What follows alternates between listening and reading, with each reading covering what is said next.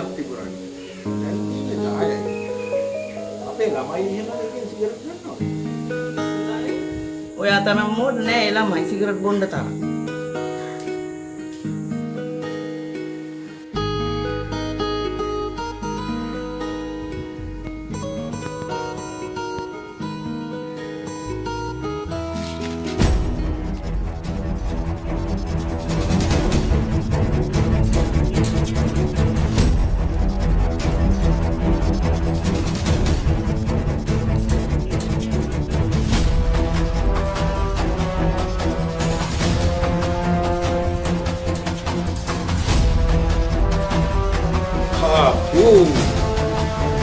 Drink එකක් ගන්න cigarette එකක් බොන්න ගත්තත් මේ යකා එනවනේ. Master good morning. මාර ඉවක් නේ තියෙන්නේ.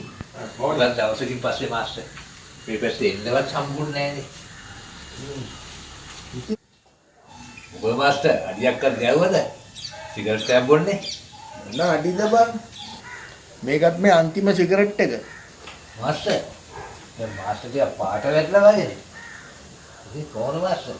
මේක සිගරට් නෑ බං. මේ රිස්පෙක්ට් එක.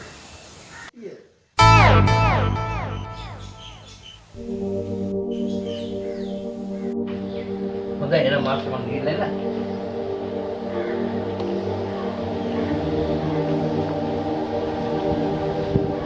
මාස්ටර් අපේ පුතාට කියලා තියෙනවා ඉස්කෝලෙන් සිගරට් පෙට්ටි ටිකක් ගේන්න කියලා. ඒ වැඩේට මේක හොඳයි.